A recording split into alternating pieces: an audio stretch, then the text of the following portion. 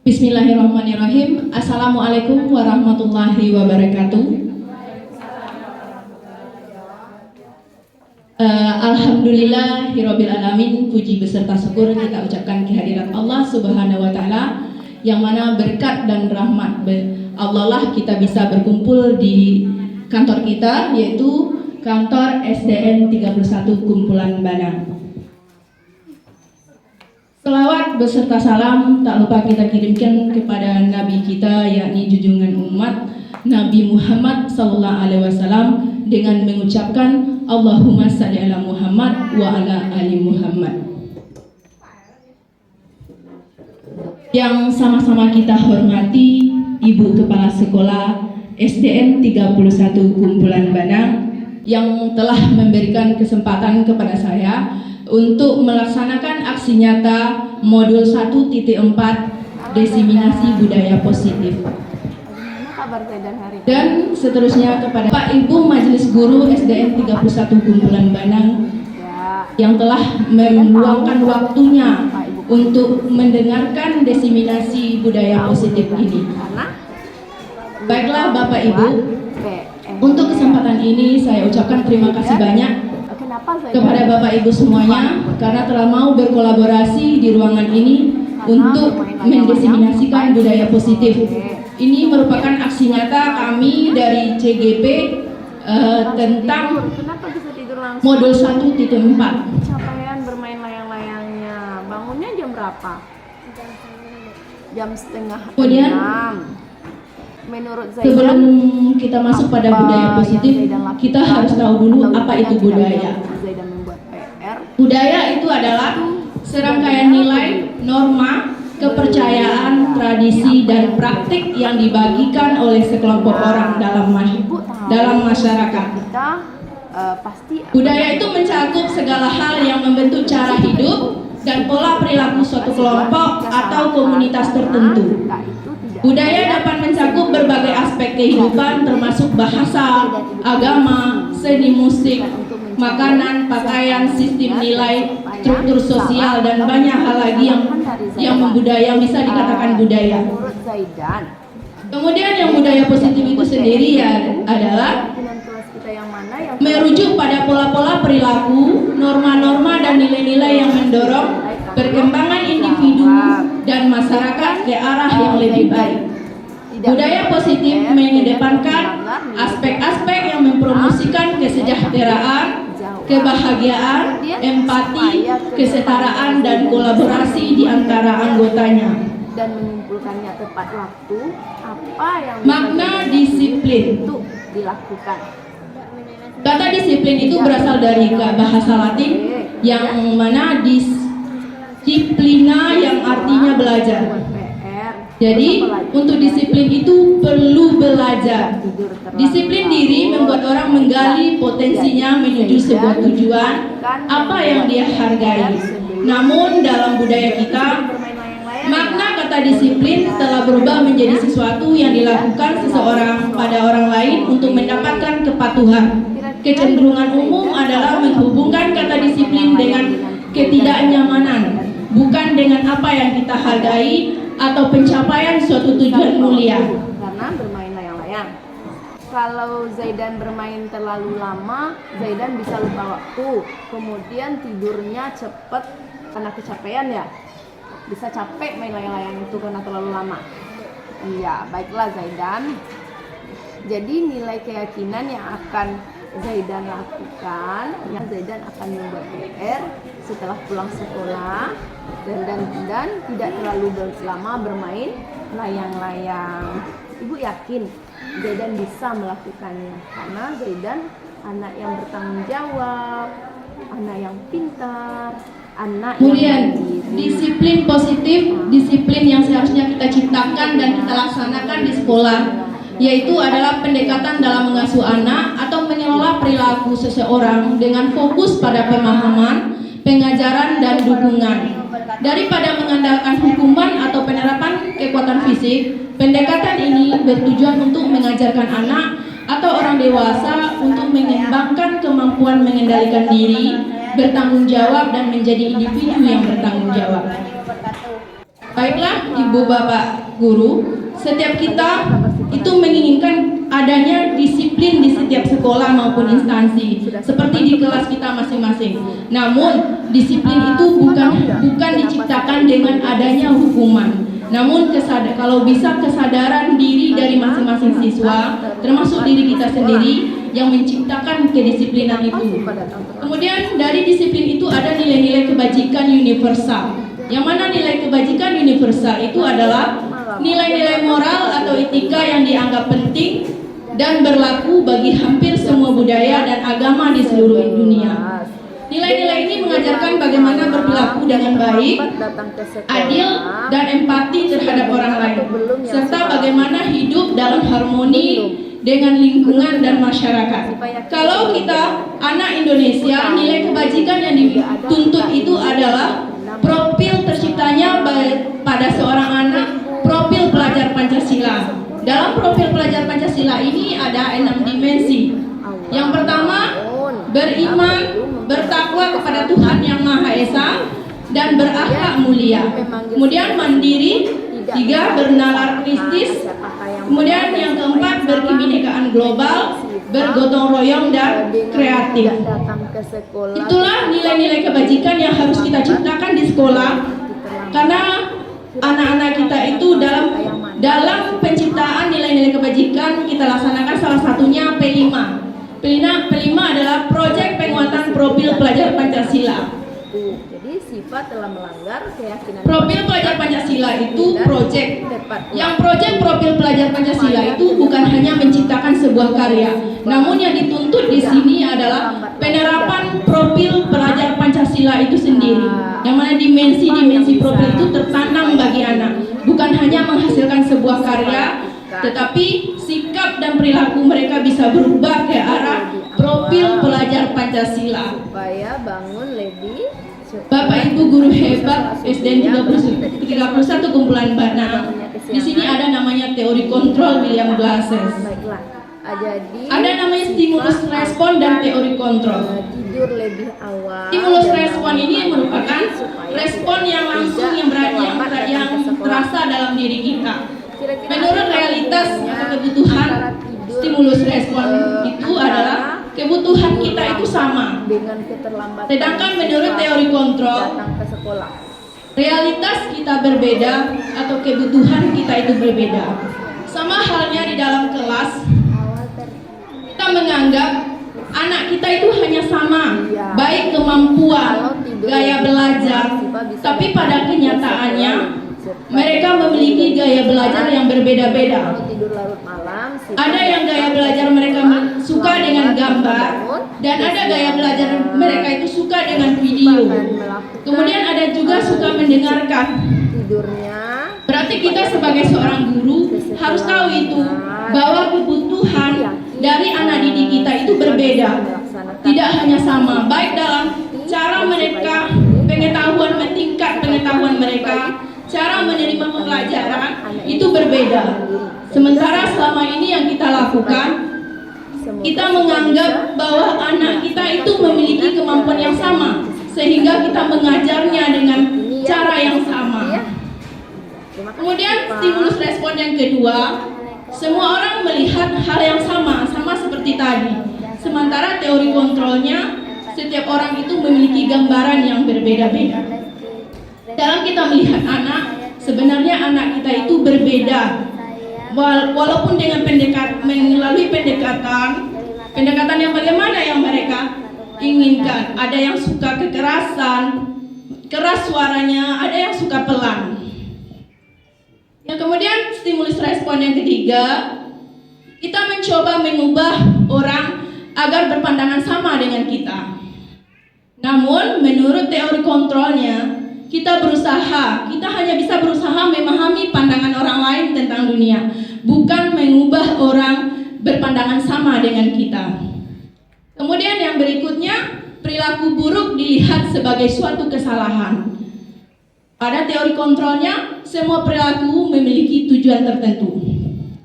Setiap anak yang melakukan pelanggaran, contohnya, kita anggap bahwa mereka itu berperilaku buruk. Namun kita tidak mengetahui alasan kenapa mereka berbuat salah. Sebaiknya kita sebagai seorang guru bertanya dulu, kenapa kamu seperti itu? Kita tanya mereka alasannya apa. Mungkin kita bisa menerima atau kita memperbaiki kesalahannya itu. Kemudian orang lain bisa mengontrol saya. Itu menurut stimulus respon. Kalau teori kontrolnya, hanya Anda yang bisa mengontrol diri Anda. Berarti yang mengontrol diri kita hanya diri kita sendiri yang bisa. Kalau orang lain yang mengontrol diri kita, itu merupakan sesuatu yang tidak berasal dari diri kita sendiri, tetapi merupakan sesuatu yang ekstrinsik yang berasal dari luar. Kemudian contohnya aja sebagai kita, kedisiplinan kita di sekolah ini. Kita datang awal di sekolah, ini sebagai contoh ya Bapak Ibu. Di saat hanya ada kepala sekolah datang, di saat kepala sekolah tidak datang, kita boleh senanya aja kita untuk tidak datang atau terlambat datang ke sekolah. Itu sudah termasuk orang lain bisa mengontrol saya. Padahal kesadaran diri itu seharusnya berasal dari dalam diri kita, bukan karena siapa-siapa. Kemudian saya bisa mengontrol orang lain. Anda tidak bisa mengontrol orang lain. Kemudian pemaksaan ada pada saat bujukan gagal. Teori kontrolnya, kolaborasi dan konsensus menciptakan pilihan-pilihan baru. Kemudian model berpikir menang atau kalah. Kemudian kalau teori kontrolnya, model berpikir menang dan menang. Kemudian di sini setiap kita mungkin saya sendiri ya, bukan Bapak Ibu. Selama ini dengan ada pelanggaran-pelanggaran yang dilakukan oleh siswa, contohnya siswa yang terlambat, pasti kita kasih hukuman. Contohnya pilih sampah, bersihkan WC, atau berdiri di lapangan terlebih dahulu sebelum yang lain masuk, biarkan yang lain masuk. Itu contoh hukuman-hukuman yang kita berikan kepada siswa selama ini. Namun di sini ada beberapa perbedaan hukuman dan konsekuensi.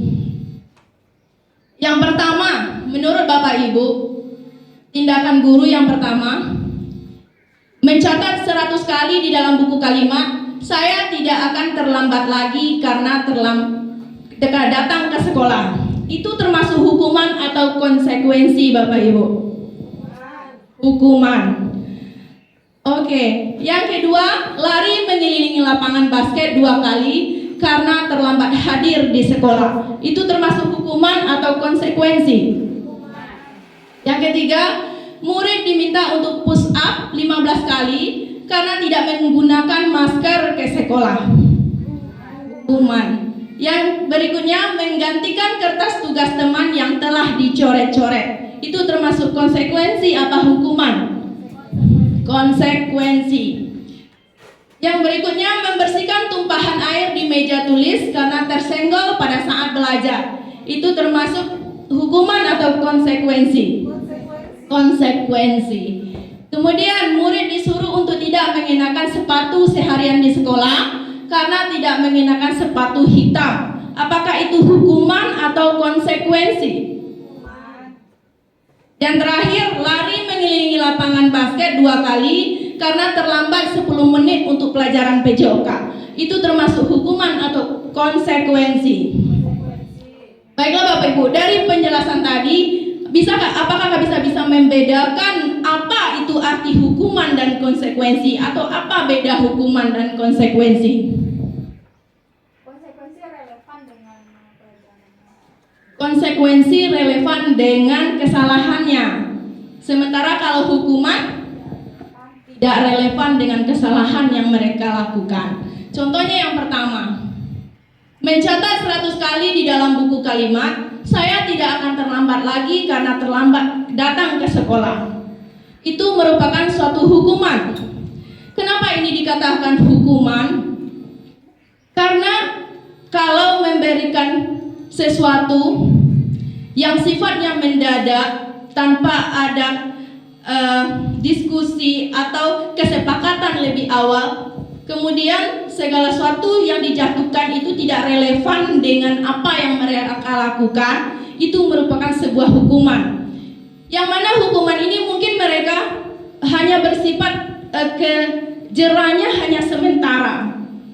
Karena kesadaran dalam diri mereka itu tidak ada, tidak berasal dari dalam dirinya. Kalau mereka melakukan mencatat 100 kali di dalam buku suatu kalimat tersebut, itu hanya membuat mereka jera pada saat itu, tetapi akan mengulang kembali apa yang akan mereka lakukan tersebut, kesalahan-kesalahan yang sama. Kemudian ada contoh konsekuensi di sini, menggantikan kertas tugas teman yang telah dicoret-coret. Kemudian membersihkan tumpahan air di meja tulis karena tersenggol pada saat belajar. Di sini ini merupakan suatu konsekuensi karena mungkin sudah kesepakatan dan relevan dengan kesalahan yang mereka lakukan. Jadi di sini ada rasa tanggung jawab yang mereka kerjakan, menggantikan kertas tugas teman yang telah dicoret-coretnya. Karena dia yang mencoretnya, harus dia yang bertanggung jawab dengan apa yang dia lakukan. Kemudian kalau seandainya mereka terlambat, konsekuensi yang harusnya mereka terima itu bukan mencatat 100 kali. Kalau mencatat 100 kali itu hanya membuang satu buku dan membuang tinta pena mereka. Namun efek jerahnya tidak dapat dan mereka tidak menyadari kesalahan itu. Sebaiknya kalau seandainya ada kesalahan seperti ini atau terlambat, kita hanya bisa mereka berjanji untuk tidak kita ambil hak mereka untuk istirahatnya mungkin dikurangi dengan melaksanakan tugas yang keterlambatan tadi yang mereka laksanakan. Itu sebaiknya tidak ada hukuman namun konsekuensi yang mereka lakukan. Ini perbedaan hukuman dan konsekuensi. Yang pertama, hukuman bersifat mendadak, sementara konsekuensi sudah disepakati atau dibuat bersama. Yang kedua, anak membenci kedisiplinan karena mereka mungkin patuh di saat kita suruh melakukan hukuman tersebut. Namun mereka mungkin merasa malu, merasa dendam dengan kita dan kecewa. Namun kalau konsekuensi, anak menghargai kedisiplinan. Yang ketiga, mendorong anak menyakiti diri sendiri. Kemudian kalau konsekuensinya mendorong anak agar mudah menyesuaikan diri. Kemudian dalam hukuman itu ada konsep diri yang buruk. Pada konsekuensi, konsep diri yang baik. Kemudian anak belajar untuk menyembunyikan kesalahan. Mungkin dengan adanya hukuman mereka takut dihukum kembali. Mereka akan belajar untuk berbohong karena mereka tidak melakukannya. Kalau pada konsekuensi, anak belajar untuk mematuhi aturan. Kemudian hukuman, anak merasa marah, dipermalukan, merasa tidak dihargai, merasa bersalah. Kalau pada konsekuensi, kehilangan hak, dibuat tidak nyaman, diasingkan untuk sementara. Mungkin untuk sementara mereka tidak boleh istirahat, namun berikutnya mereka akan melakukan sesuatu yang lebih baik lagi. Kemudian ada teori motivasi. Untuk menghindari ketidaknyamanan atau hukuman, penghukum itu pembuat rasa bersalah. Kemudian untuk mendapatkan imbalan atau penghargaan dari orang lain, itu sebagai teman dan pemantau. Untuk menjadi orang yang mereka inginkan dan menghargai diri sendiri dengan nilai-nilai yang mereka percaya, itu guru sebagai manajer. Jadi di sini peran guru itu ada 5 teori kontrol guru. Penghukum, pembuat rasa bersalah sebagai teman dan pemantau serta sebagai manajer. Kemudian, apa itu restitusi? Restitusi adalah proses menciptakan kondisi bagi murid untuk memperbaiki kesalahan mereka sehingga mereka bisa kembali pada kelompok mereka dengan karakter yang lebih kuat. Restitusi juga merupakan proses kolaboratif yang mengajarkan murid untuk mencari solusi untuk masalah mereka dan membantu murid berpikir tentang orang seperti apa yang mereka ingin menjadi, tujuan mulia dan bagaimana mereka harus memperlakukan orang lain menurut Gosen tahun 2004. Di sini ada namanya identitas gagal dan identitas sukses.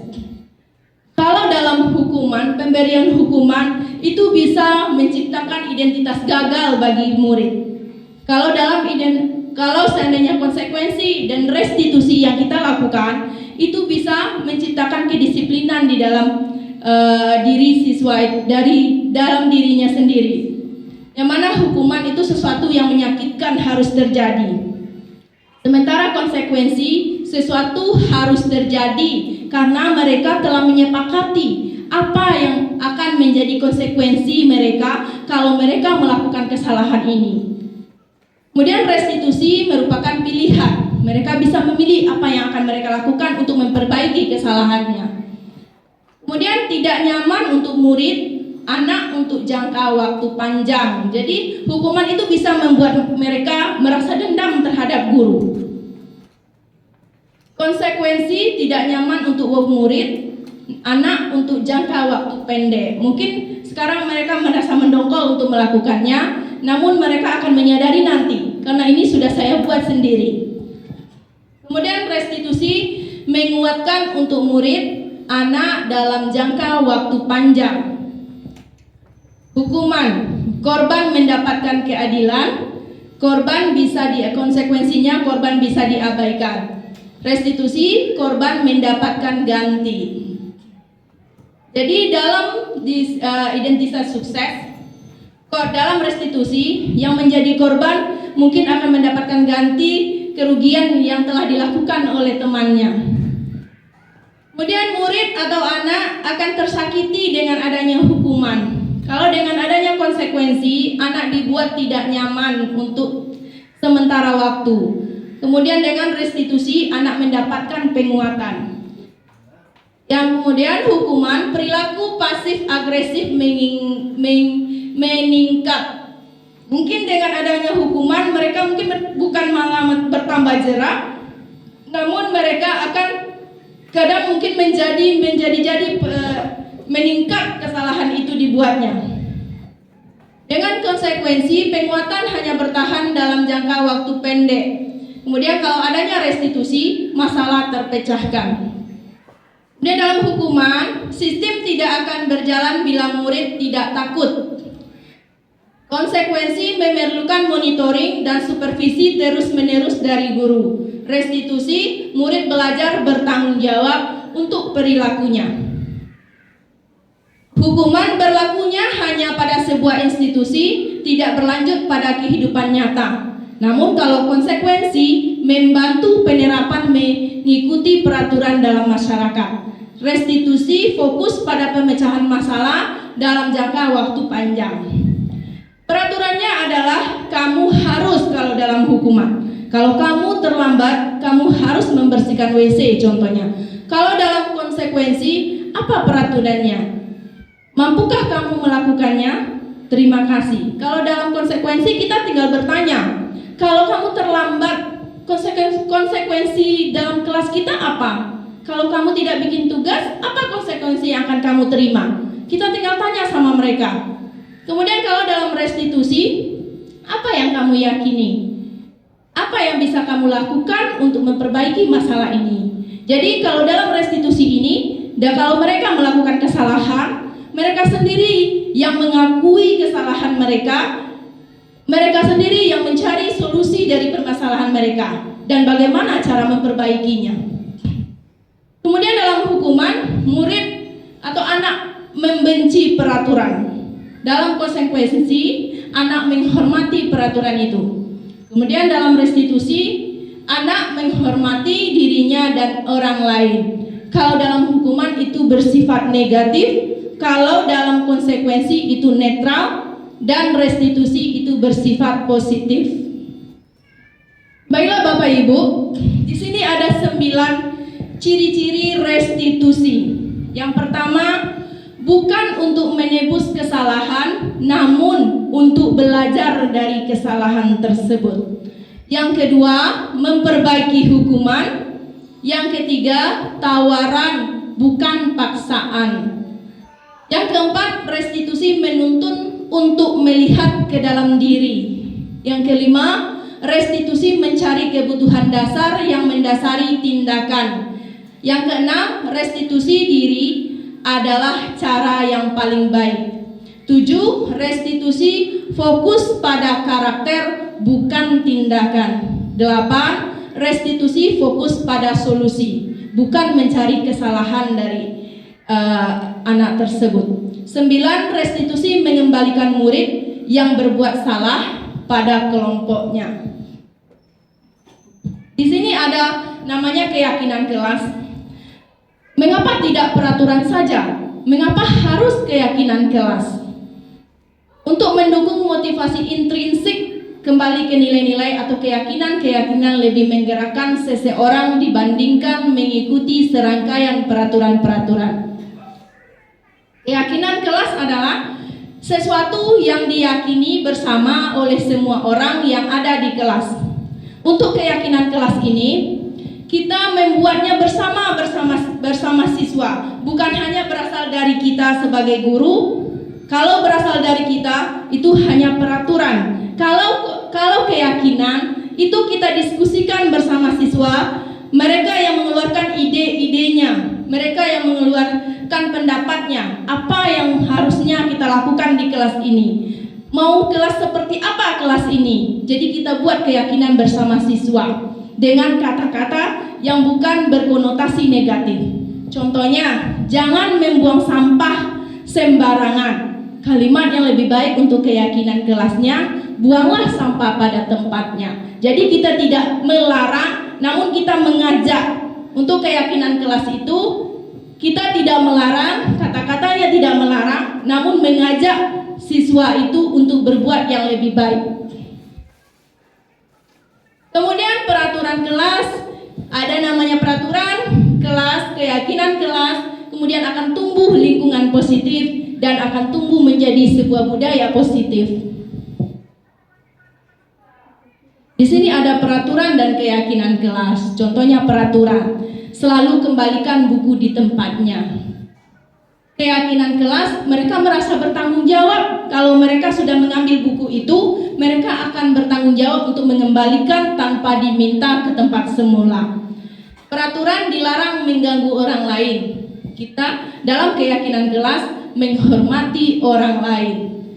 Peraturan hadir di sekolah sebelum 15 menit sebelum pembelajaran dimulai. Keyakinan kelasnya menghormati orang lain dan berkomitmen. Jadi kita sudah berkomitmen untuk hadir ke sekolah sebelum 15 menit sebelum pembelajaran dimulai. Kemudian peraturan dilarang melakukan kekerasan. Kalau keyakinan kelas, keselamatan dan menghormati orang lain. Dalam peraturan, bergantian atau menunggu giliran. Dalam keyakinan kelas, menghormati orang lain dan bersabar. Peraturan, gunakan masker.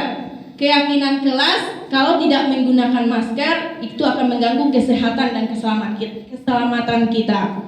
Kalau dalam peraturan, jangan berlari di kelas atau koridor, itu demi keselamatan dan keamanan dalam keyakinan kelasnya. Di mana ada kebutuhan dasar manusia.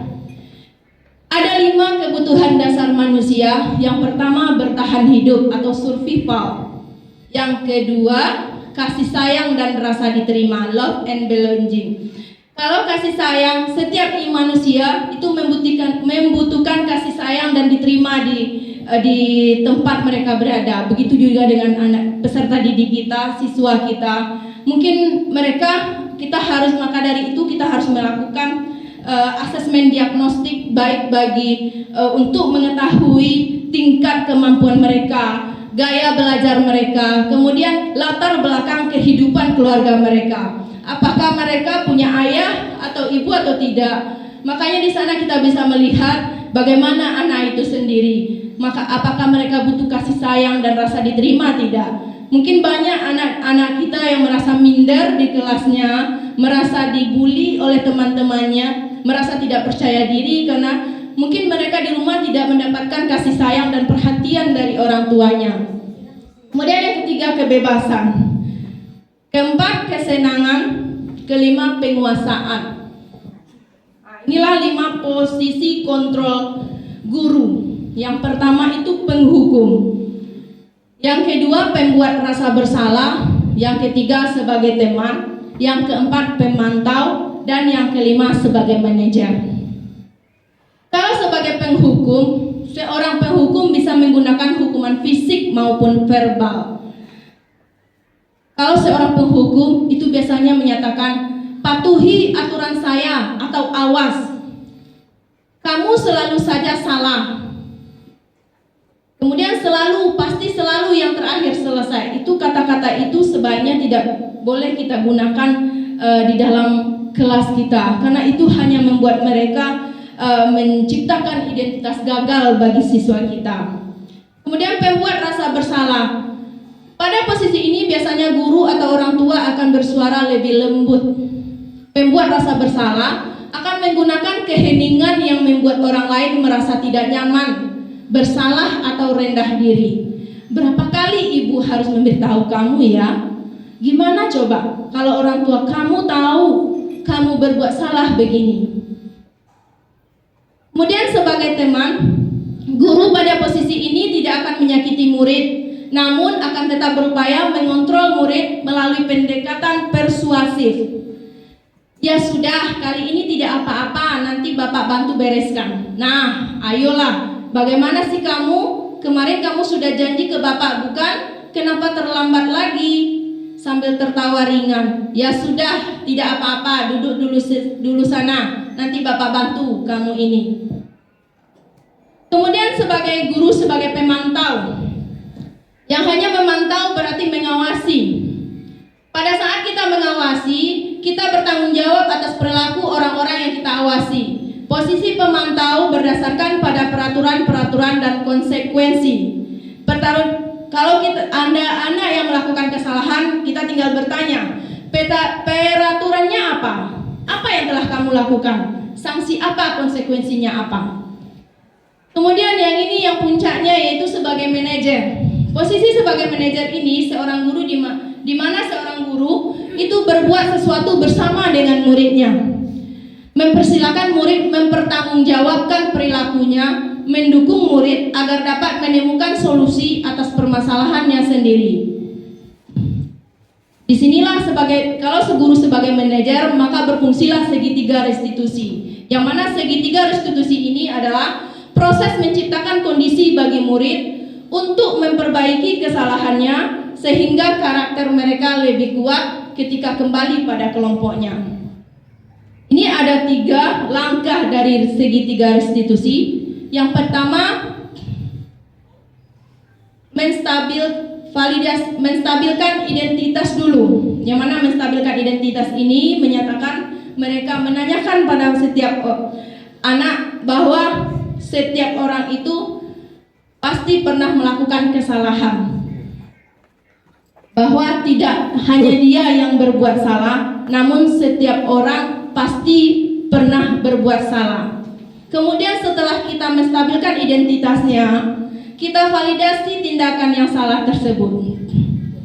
Kamu tentunya punya alasan mengapa melakukan itu. Adakah cara yang lebih efektif untuk mendapatkan apa yang kamu butuhkan? Kemudian baru menanyakan keyakinan kelas.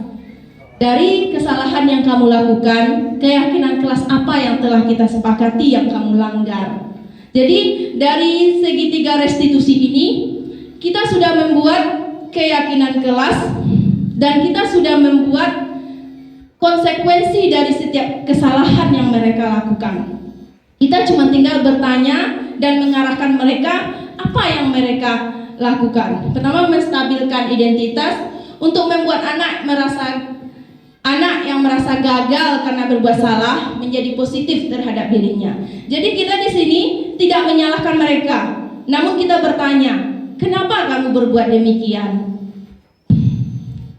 Kemudian yang kedua itu validasi kebutuhan, membantu murid mengenali basic atau kebutuhan dasar yang ingin dipenuhinya ketika melakukan kesalahan itu.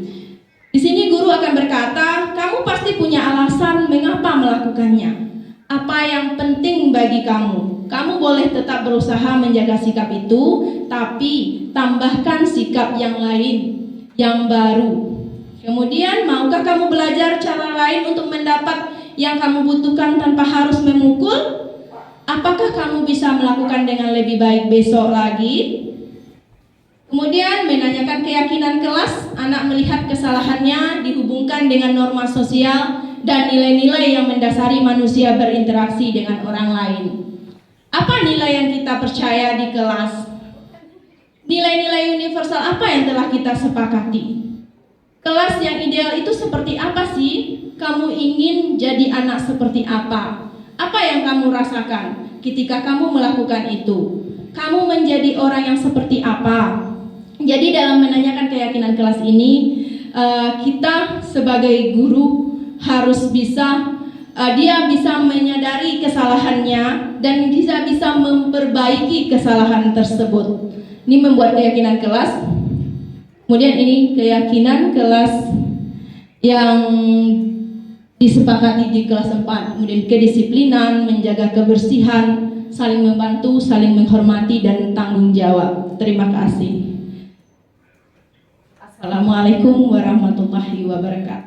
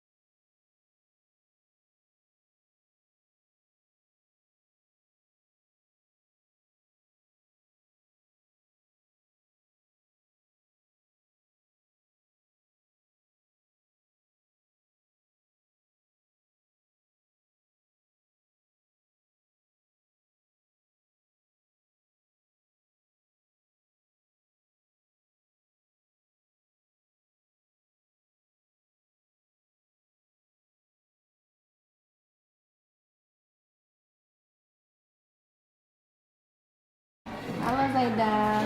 Halo Bu. Bagaimana kabar Zaidan hari ini? Alhamdulillah. Zaidan udah sarapan? Udah Bu. Udah. Zaidan tahu nggak kenapa ibu panggil ke sini? Lupa Bu ya Bu. Tahu Zaidan? Karena lupa membuat PR. Menurut Zaidan, kenapa Zaidan lupa membuat PR? Karena bermain layang-layang sampai sore. Kemudian siap maghribnya langsung tidur. Kenapa bisa tidur langsung? Kecapean bermain layang-layangnya. Bangunnya jam berapa? Jam 5:30. Menurut Zaidan, apa yang Zaidan lakukan atau dengan tidaknya Zaidan membuat PR itu sudah benar atau belum? Belum ya. Jadi apa yang Zaidan lakukan itu belum benar. Ibu tahu setiap kita pasti pernah melakukan kesalahan ya. Termasuk juga ibu. Ibu juga pernah melakukan sebuah kesalahan karena kita itu tidak ada yang sempurna. Jadi Zaidan ibu panggil ke sini bukan untuk mencari siapa yang benar dan siapa yang salah atau mencari kesalahan dari Zaidan.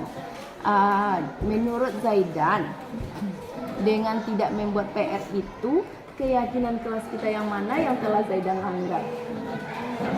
Keyakinan kelas dengan nilai tanggung jawab. Dengan Zaidan tidak membuat PR, Zaidan telah melanggar nilai keyakinan kelas kita, yaitu nilai tanggung jawab. Kemudian supaya kedepannya Zaidan bisa membuat PR dan mengumpulkannya tepat waktu, apa yang bisa Zaidan yakini untuk dilakukan? Tidak bermain layang-layang sampai sore. Kemudian pulang sekolah langsung membuat PR.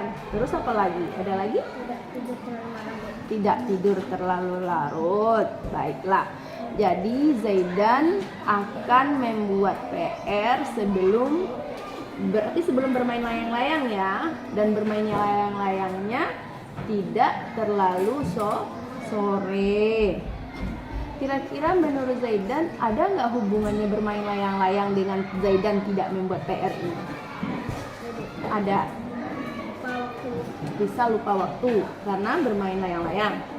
Kalau Zaidan bermain terlalu lama, Zaidan bisa lupa waktu. Kemudian tidurnya cepet karena kecapean ya. Bisa capek main layang-layang itu karena terlalu lama. Iya, baiklah Zaidan.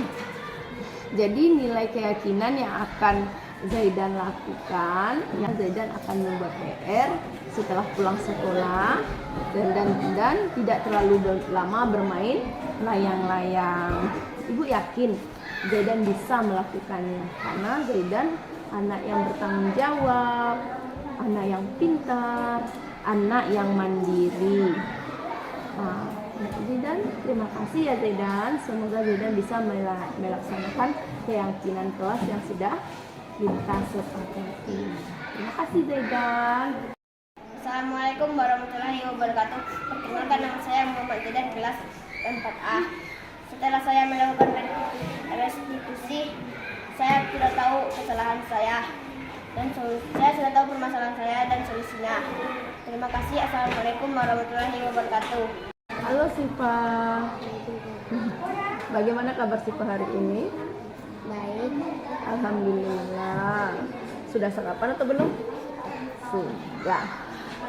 Sipa tahu nggak kenapa Sipa ibu panggil ke sini?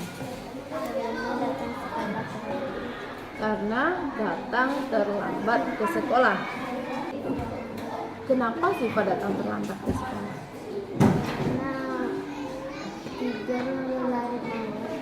Karena tidur larut malam. Jam berapa Sipa tidur tadi malam?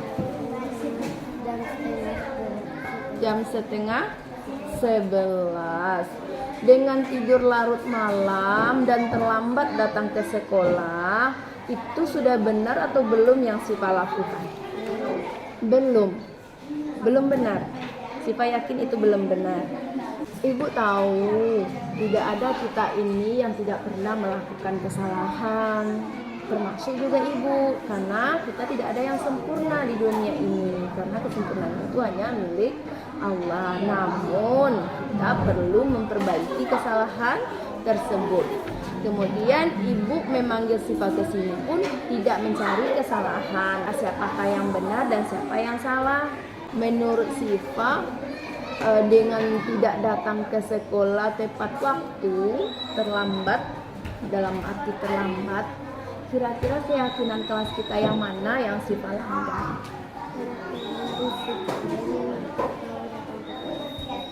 Keyakinan disiplin dan tepat waktu. Jadi Sipa telah melanggar keyakinan kelas kita tentang disiplin dan tepat waktu. Supaya kedepannya Sipa tidak terlambat lagi datang ke sekolah, apa yang bisa Sipa yakini untuk Sipa lakukan? Tidur lebih awal supaya bangun lebih cepat dan pagi bisa sholat subuh ya. Berarti tadi tidak sholat subuh karena bangunnya kesiangan. Iya, baiklah. Jadi Sipa akan tidur lebih awal dan bangun pagi supaya tidak terlambat datang ke sekolah. Kira-kira ada nggak hubungannya antara tidur lambat dengan keterlambatan Sipa datang ke sekolah? Kalau tidur malam pergi sekolah kesiangan, kalau tidur lebih awal pergi ke sekolah cepat. Iya, jadi kalau tidur lebih awal, Sipa bisa datang ke sekolah lebih cepat dan bangunnya juga lebih cepat. Kemudian kalau tidur larut malam, Sipa datang ke sekolah lambat karena bangun kesiangan. Berarti Sipa akan melakukan lebih cepat tidurnya supaya tidak datang ke sekolah lambat. Ibu yakin Sipa bisa melaksanakan apa yang telah Sipa sepakati dan Sipa yakini karena ibu tahu Sipa itu anak yang baik, anak yang bertanggung jawab, anak yang disiplin dan mandiri dan juga pintar. Ya Sipa ya? Semoga Siva bisa melaksanakan keyakinan dan kesepakatan yang telah kita yakini ya, kita sepakati ya. Terima kasih Siva. Assalamualaikum warahmatullahi wabarakatuh. Perkenalkan, nama saya Hasibah Wijahsana, kelas 4A. Setelah saya melakukan restitusi, saya telah tahu kesalahan saya, mencari solusi permasalahan saya. Terima kasih. Assalamualaikum warahmatullahi wabarakatuh.